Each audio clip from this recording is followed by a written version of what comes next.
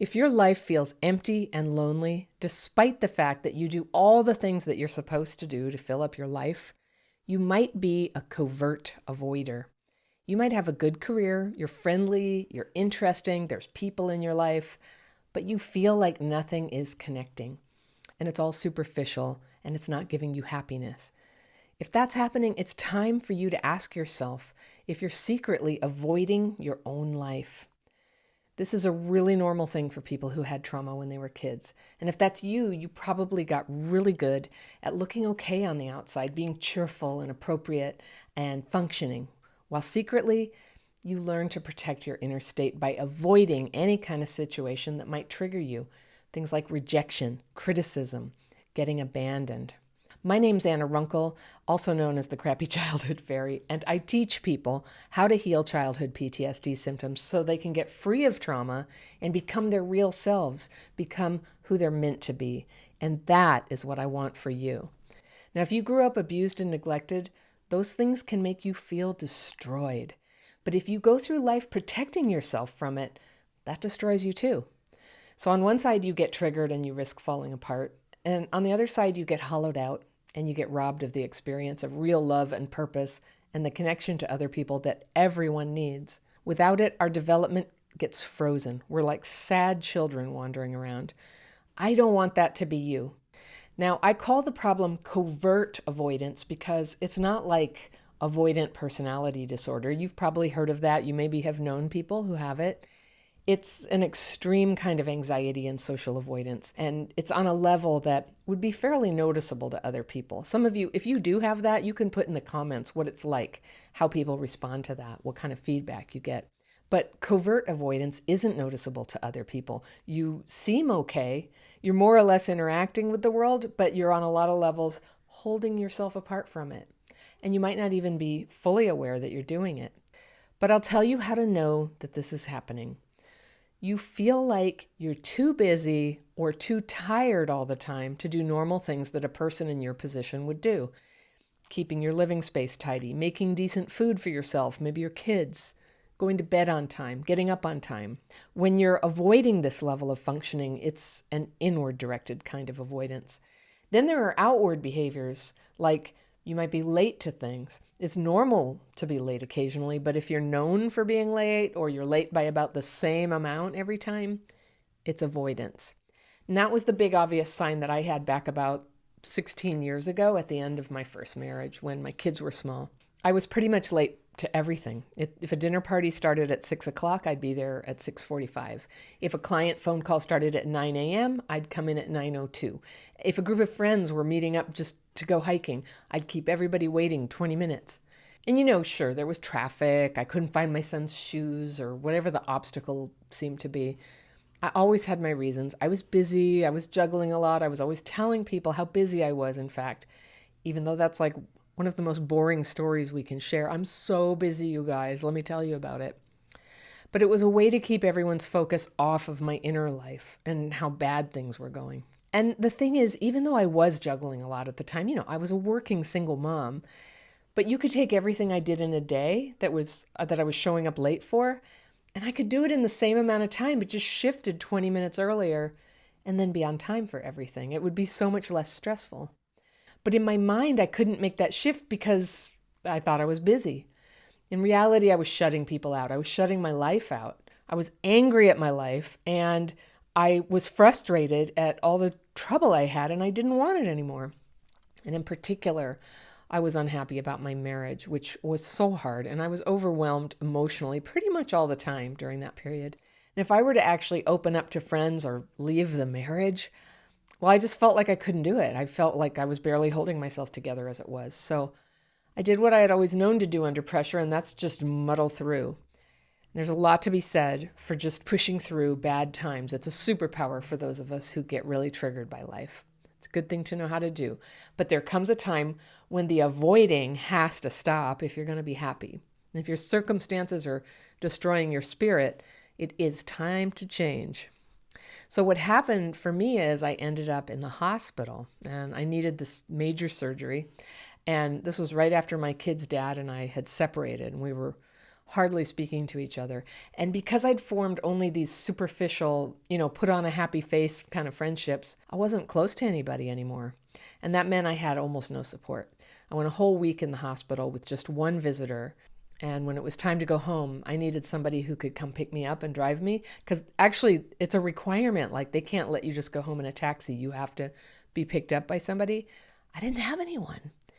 The surgery had been a disaster. I was going to end up needing a lot more surgery in the future after that. But that day, I had to call like 10 people to find one who was willing to pick me up. So I just want to say, okay, so I did have someone. But I got home and I could barely walk or get to the bathroom. I definitely couldn't get groceries or clean. And because I had to keep caring for my kids and doing work on my computer from home, I never got proper rest and I couldn't physically recover. And that's all like another story for another video sometime. But that's what chronic avoidance will get you. You might get through one crisis by avoiding people and life, but the next crisis will come and it will lay you low, and you'll face for real what's left when you spent years thinking you had no choice but to protect yourself, protecting that fragile place inside that lives in fear of being judged and left out and alone. In the long run, avoidance makes you alone. So how do you turn covert avoidance around? It is not easy, but when this all changed for me, I found it was pretty common sense. And I'll tell you exactly how I did it. So the first thing is, you got to get super honest with yourself about your current circumstances and what is likely to happen if you don't change. You've got to become more conscious of why you're avoiding your own life. There's a very good reason, even if it's not actually good for you, but it helps to know and understand what you're trying to protect yourself from. When we were abused or neglected as kids, our little nervous systems got thrown off kilter by something called dysregulation. This is neurological. It's happening in your brain and body, and it can go on and keep getting worse your whole life if you don't learn to notice dysregulation and master re-regulation.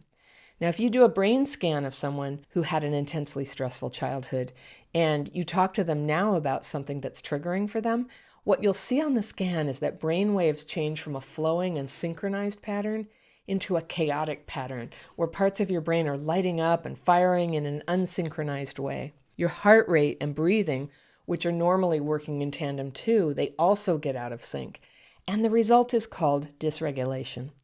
What it feels like when it's happening is being discombobulated, clumsy, a little disoriented, sensitive maybe to touch or light or sound, emotionally overreactive, and sometimes the opposite, checked out, emotionally flat, just spacey. Dysregulation isn't just a feeling though, it's a disruption that affects all your body systems, and it can be very serious over time for your health.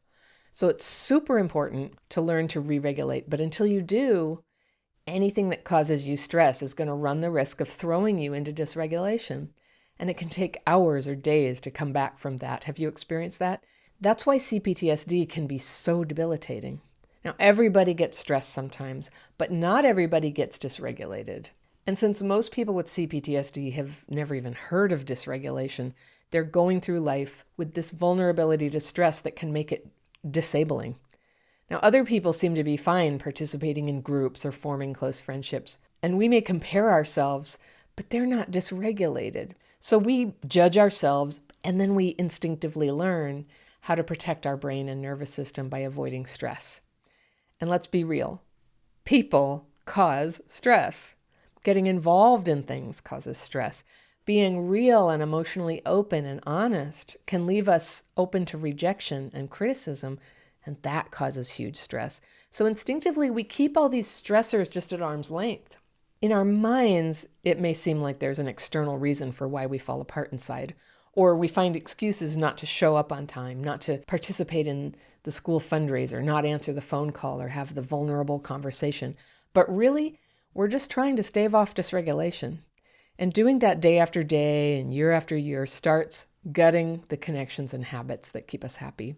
And then we have to look for ways to numb that too. One friend of mine, who's incredibly insightful, said she used to go to parties with a camera around her neck so that if she were speaking to somebody for more than a minute or two, she could say that she needed to leave the conversation. Oh, I got to go take pictures. Or she used a clipboard in her hand with a pen. I've done that. You can walk around like you're enjoying the party, but you're actually playing the role of, I don't know, an observer, an anthropologist, somebody who works there, and not just a person among equals having fun. When you're doing that kind of thing, you're really just holding dysregulation at bay, playing fake with the good people who are standing right in front of you, but you're wondering, why do I feel so alone? It's because you're not really there. So that's how it happens. Some of us do it by looking at our phones all the time.